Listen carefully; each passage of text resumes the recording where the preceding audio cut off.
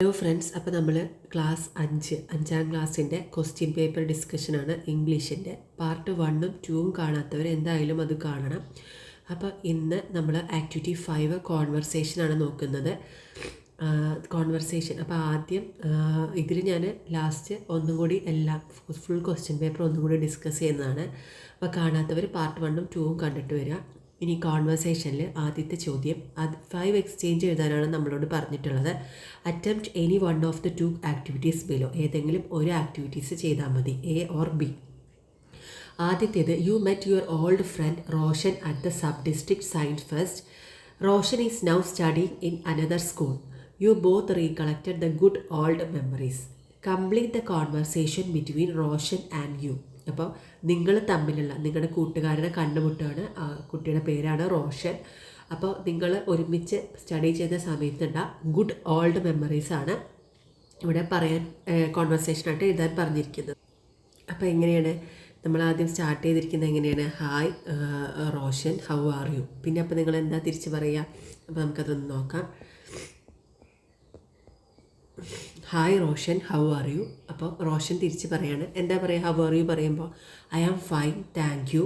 How about you നമ്മൾ തിരിച്ച് ചോദിക്കും അല്ലേ? ഹൗ അബൌട്ട് യു, നിങ്ങൾക്ക് എങ്ങനെയാണെന്ന് ചോദിക്കും. അപ്പോൾ നിങ്ങൾ തിരിച്ച് റിപ്ലൈ പറയുന്നതാണ് ഐ ആം ഗുഡ്.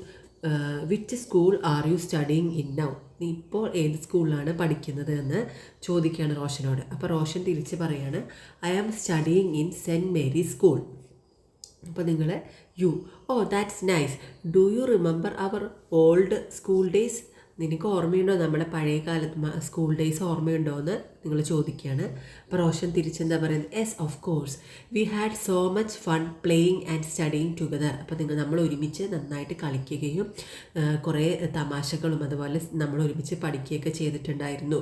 അപ്പോൾ അത് ഓർമ്മയുണ്ടെന്നാണ് റോഷൻ പറയുന്നത്. അപ്പോൾ നിങ്ങൾ you, true, I really miss those days. ഞാൻ ഒരുപാട് മിസ് ചെയ്യുന്നുണ്ട് ആ ദിവസങ്ങൾ. അപ്പോൾ റോഷൻ തിരിച്ച് പറയാണ് me too, I am happy we met today after a long time. അപ്പോൾ കുറേ കാലങ്ങൾക്ക് ശേഷം നിന്നെ ഇപ്പം മീറ്റ് ചെയ്തതിൽ ഞാൻ സന്തോഷിക്കുന്നു. അപ്പോൾ 5 സെൻസ് നമുക്ക് ഇത്രയും എഴുതിയത് സിമ്പിളായിട്ട് എഴുതിയാൽ മതി, അപ്പോൾ തന്നെ നമുക്ക് മാർക്ക് കിട്ടും. ഓക്കെ, ഇനി അടുത്തത് ഏതാണെന്ന് നമുക്ക് നോക്കാം. അടുത്തത് ഏതെങ്കിലും ഒരു കോൺവെർസേഷൻ എഴുതിയാൽ മതി. അടുത്തത്, it was Chester's first day at school. He reached a bit late in the class. Complete the conversation between Chester and his class teacher. ചെസ്റ്ററും ക്ലാസ് ടീച്ചറും തമ്മിലുള്ള ഒരു കോൺവെർസേഷനാണ് നമ്മളോട് എഴുതാൻ പറഞ്ഞിരിക്കുന്നത്. അപ്പോൾ ചെസ്റ്റർ ആദ്യമായിട്ട് സ്കൂളിൽ പോകുമ്പോൾ കുറച്ച് ലേറ്റായി. അപ്പോൾ എന്താണ് റീസൺ എന്നുള്ളൊരു കോൺവെർസേഷനാണ് ഇവിടെ പറഞ്ഞിരുന്നത്.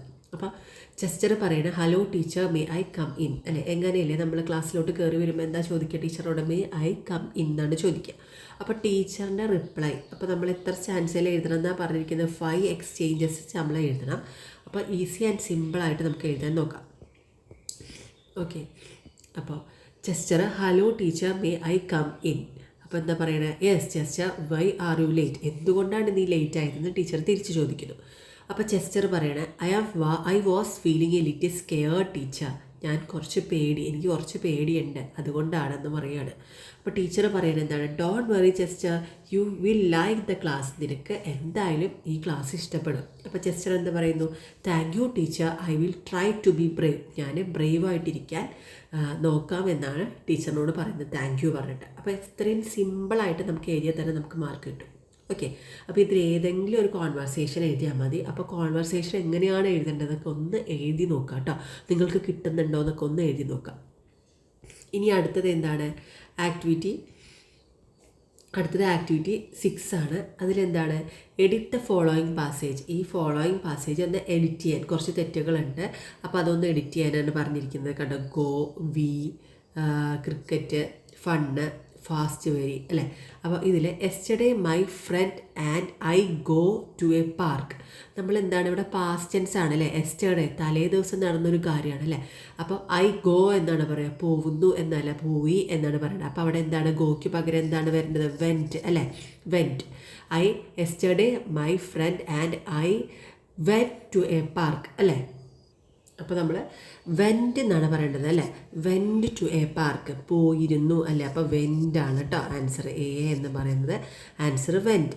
ഇനി അടുത്തത് നമുക്കിവിടെ ഒരു ഫുൾ സ്റ്റോപ്പ് ഇട്ടിട്ടുണ്ട്, അത് ശരിയാണ്. അത് കഴിഞ്ഞിട്ട് വി എഴുതിയിരിക്കുന്നത് നോക്കിയാൽ നിങ്ങൾ, വി എങ്ങനെയാണ് എഴുതിയിരിക്കുന്നത്? വി എന്ന് പറയുന്നത് നമ്മൾ ക്യാപിറ്റൽ ലെറ്ററിലല്ലേ ഒരു ഫുൾ സ്റ്റോപ്പ് കഴിഞ്ഞ് പിന്നെ സ്റ്റാർട്ട് ചെയ്യേണ്ടത് എങ്ങനെയാണെന്നാണ് പറയുന്നത്? അത് ക്യാപിറ്റൽ ലെറ്ററിലാണ് വി എഴുതുന്നത്. അപ്പോൾ ഇതിലിപ്പോൾ ഏതാ സ്മോൾ ലെറ്റർ വി ആണ് എഴുതിയിരിക്കുന്നത്. അപ്പോൾ അത് തെറ്റാണ്. ഫുൾ സ്റ്റോപ്പ് കഴിഞ്ഞ് പിന്നെ ഒരു സെൻറ്റൻസ് സ്റ്റാർട്ട് ചെയ്യുമ്പോൾ ക്യാപിറ്റൽ ലെറ്ററിൽ സ്റ്റാർട്ട് ചെയ്യാൻ ശ്രമിക്കണം. അപ്പോൾ ആൻസറിൽ എന്താ തെറ്റ്? ബിയിൽ അതിൽ ക്യാപിറ്റൽ ലെറ്ററിലല്ല സ്റ്റാർട്ട് ചെയ്തിരിക്കുന്നത്. ഓക്കെ, അപ്പോൾ അതും തെറ്റാണ്. അപ്പോൾ വി നമ്മൾ മാറ്റി എഴുതി. ഇനി എന്താണ്? V played cricket and had a lot of fun. അപ്പോൾ ഇതിലെന്താണ് തെറ്റ്? V played cricket. അപ്പോൾ ഇതിലെന്താണ് തെറ്റ്? ക്രിക്കറ്റിൻ്റെ സ്പെല്ലിംഗ് ഒന്ന് നോക്കിയേ, ശരിയാണോ നോക്കിയേ? അല്ലേ? ക്രിക്കറ്റിൻ്റെ സ്പെല്ലിംഗ് നമുക്കറിയാം, CRICKET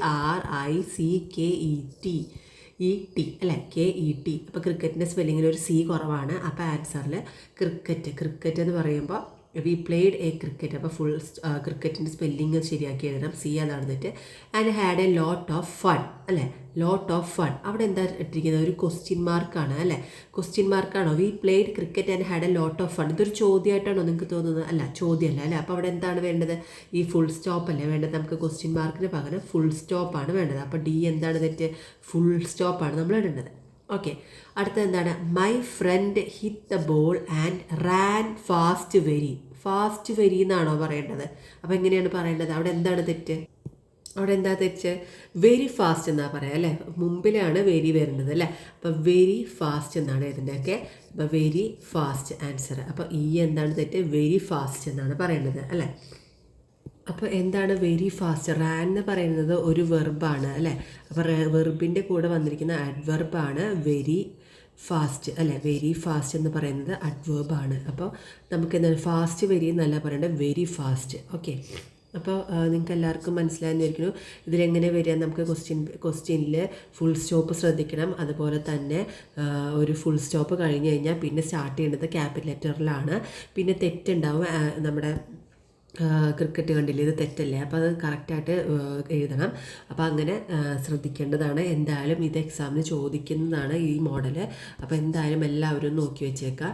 പിന്നെ ഇതിൽ ആൻസേഴ്സ് ആക്ടിവിറ്റി 1 ആൻസേഴ്സ് ഞാനിവിടെ കൊടുത്തിട്ടുണ്ട്. പിന്നെ അതുപോലെ ആക്ടിവിറ്റി 2 എന്നാണ് ഒരു പിക്ചർ തന്നിട്ട് നമ്മളോടത്ത് അത് എഴുതാൻ പറഞ്ഞിട്ടുണ്ടായിരുന്നു. അപ്പോൾ അതിൻ്റെ ആൻസർ ഉണ്ട്. പിന്നെ ആക്ടിവിറ്റി 3 തോട്ടാണ്, ചെസ്റ്ററിൻ്റെ തോട്ടും അതുപോലെ തന്നെ ബി ലിറ്റിൽ ട്രെയിനിൻ്റെ തോട്ട്. അപ്പോൾ ഇതൊന്ന് സ്ക്രീൻഷോട്ട് എടുത്ത് വെക്കുകയോ അല്ലെങ്കിൽ ഒന്ന് വായിച്ച് നോക്കുക. പിന്നെ ആക്ടിവിറ്റി 4 ക്രോസ് വേർഡ് പസിലാണ്, അതിവിടെ തന്നിട്ടുണ്ട്. പിന്നെ ഉള്ളത് നമ്മുടെ ആക്ടിവിറ്റി 5 കോൺവെർസേഷനാണ്. പിന്നെ ആക്ടിവിറ്റി 6 എന്താണ്? എഡിറ്റിങ്. അപ്പോൾ ഇത്രയും കാര്യങ്ങളാണ്. ഇതാണ് നമ്മുടെ മോഡൽ ക്വസ്റ്റ്യൻ പേപ്പർ ഇംഗ്ലീഷിൻ്റെ. ഇതേ മോഡലിലായിരിക്കും നമുക്ക് ഓണപരീക്ഷയ്ക്ക് ചോദിക്കുക. അപ്പോൾ എല്ലാവരും നന്നായിട്ട് ചെയ്യാൻ നോക്കുക. താങ്ക്